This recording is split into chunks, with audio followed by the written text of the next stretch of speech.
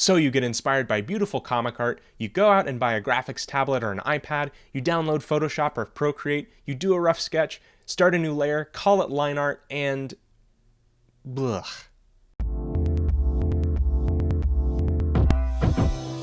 Hi there, my name is Brooks with Character Design Forge. Mina Gray recently asked about getting smooth and clean line art on a graphics tablet, and honestly I think that it's something a majority of digital artists have experienced or struggled with, and there isn't much out there that provides hope.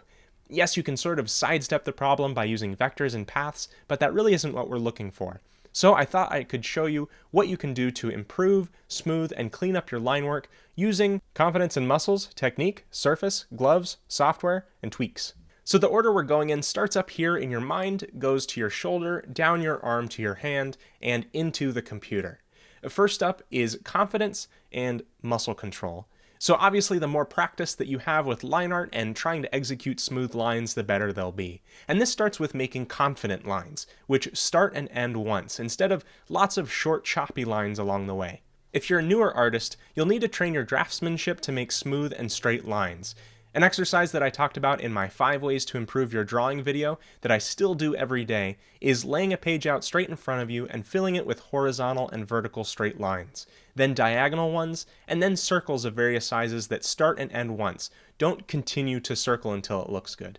Take your time with them and treat them like any exercise that you'd be doing to build muscle, but instead in this case you're going to be building control. Now, second is technique. So the lines you're making in real life are just fine, but the digital ones are just jagged and blorpy, and we can't have that. Well, it may be time to adjust your speed, and it all has to do with how the software is reading your stroke.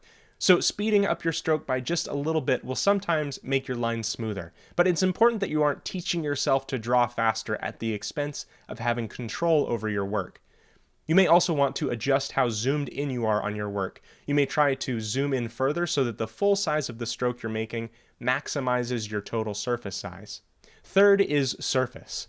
Now for me, having a super glossy surface is a bit problematic for a few reasons. For both my Cintiq and the iPad Pro, I have screen protectors that have a little bit of grainy tooth, and that feels a little bit closer to drawing on paper with a pencil than rubbing a window with a bar of soap. Now, fourth goes along with number 3, which is to use something like this, a fingerless glove. Now, for me, using my bare hand on the Cintiq or Wacom tablet tends to make it stick and stutter along, and that's because of moisture. Now, it's not that my hands are inordinately clammy, it's that your hand is on a large screen and it's putting off a little bit of heat, so that may tend to make your hand perspire or sweat. This pair of fingerless gloves I think I paid about $4 for, so it's worth it to at least try drawing with them, even if you don't like it.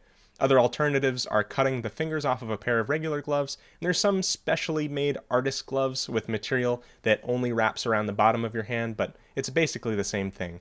You could also put a washcloth or a sock on your screen if you plan on not lifting it.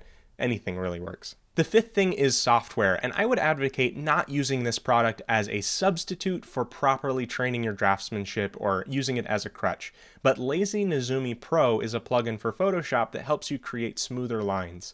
Basically, it lags back a bit from your actual stroke, and it calculates the average position of your line. Now, as of the posting of this video, the developers of Lazy Nezumi must simply abhor money because there's not currently a Mac version.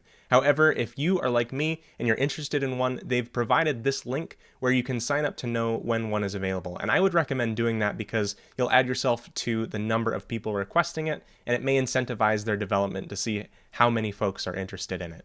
Number 6 are some tweaks that will vary based on your personal comfort and style, as well as what you're using.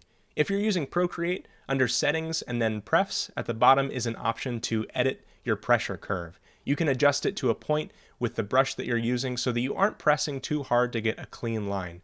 Experiment with it, your mileage may vary.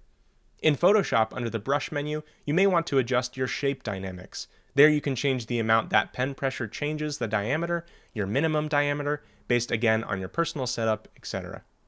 I hope that any part of this can help you. Remember to practice, and that especially if you're newer, that the personal improvement is way more important than minor hardware or software changes. I'm making new videos every week at brookseggelston.com. Subscribing on YouTube lets you know when new ones are made available. This video was really initiated by a question made by one of you, so if you have any questions or struggles as it relates to art and character design, please share them and I would love to help.